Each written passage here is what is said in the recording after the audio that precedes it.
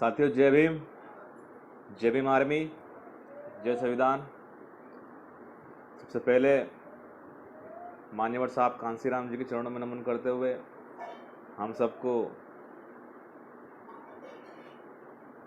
जानवर से इंसान बनाने वाले परम पूजनीय बोधिसत्व बाबा साहब doctor B are Ambedkar ji के चरणों में नमन करते हुए और हम सबके आदर्श बड़े भाई चंद्रशेखर आज़ाद जी को सैल्यूट करते हुए भीम आर्मी के राष्ट्रीय अध्यक्ष बड़े भाई विनय रतन सिंह जी को सैल्यूट करते हुए, साथियों, आज फेसबुक लाइव पर आने का एक विशेष कारण है और आप सभी ने जो मेहनत की है मध्य प्रदेश सरकार को जगाने के लिए, वो एक तारीफ़ काबिल काम था। वो लगभग जो मध्य प्रदेश के अंदर जो 2 लाख पदों की जो भर्ती निकाली गई है और उस भर्ती में स्पष्ट लिखा है कि असंवैधानिक भर्ती है ये।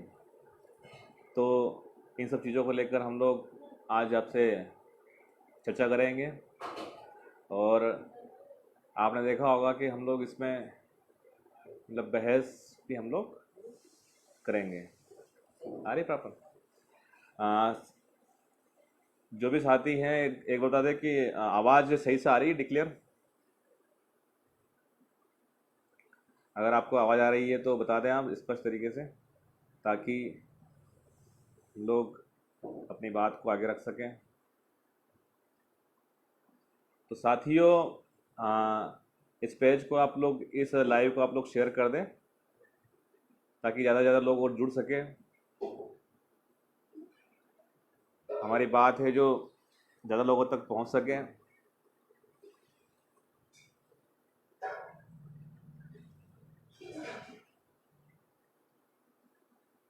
हमारे बीच में हमारे जो कुछ साथी हैं उनको मैं लाइव में जोड़ूंगा ताकि बातों को अच्छे से रखी जा सके।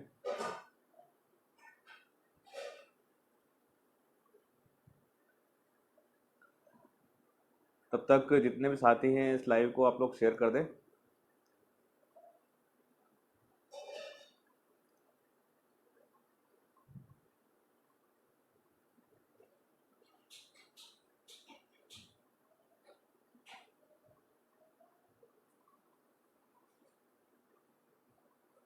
हेलो, लाइव आ गया हूँ मैं, मिल जाएगा। तो साथियों, मध्य प्रदेश के अंदर जो एक भर्ती निकली है जिसमें कि बहुत सारे जो पद हैं वो उसके अंदर निकाले गए हैं।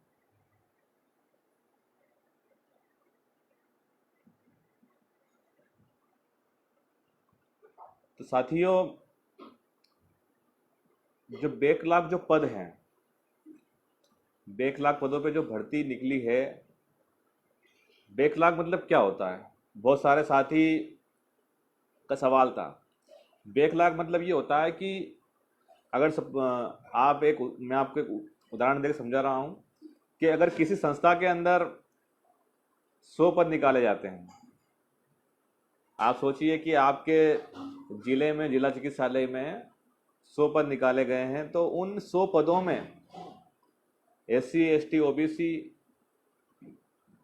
और जनरल के पद होते हैं।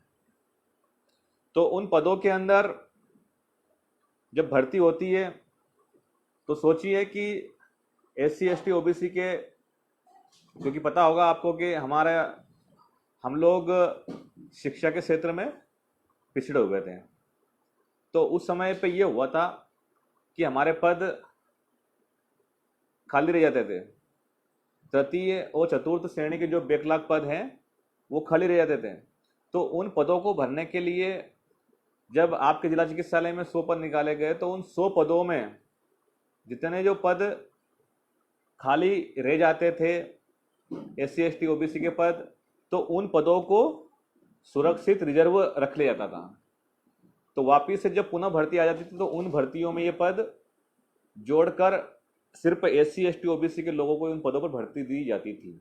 लेकिन सरकार ने क्या किया इस बार, मध्य प्रदेश सरकार ने, कि उन पदों को SC ST OBC के लोगों को भरने की बजाय, उन पदों को SC ST OBC के पदों से भरने की बजाय सभी से भर दिया।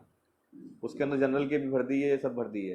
तो लगभग जो मध्य प्रदेश के अंदर जो 2850 पदों की जो भर्ती इसमें निकाली गई है, तो उस भर्ती में लगभग सारे ही जो पद है उसमें से 1000 पद जनरल कैटेगरी को दिए गए हैं। ये सरासर हमारा जो 1994 का जो आरक्षण का जो अधिनियम है उसके खिलाफ है।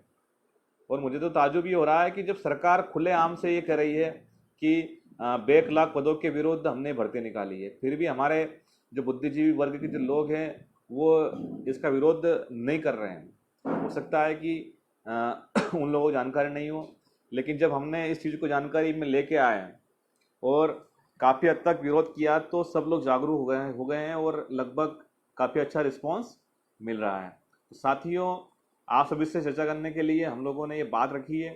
अब जो भी साथी हमें लाइव में कुछ साथियों को जोड़ूंगा,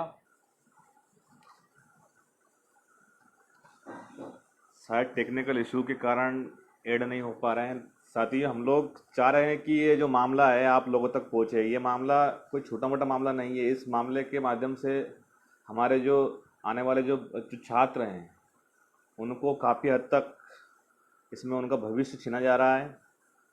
और यहाँ तक कि अगर हम लोगों ने आज आवाज़ नहीं उठाई तो हो सकता है कि उनके लिए कुछ भी ना बचे।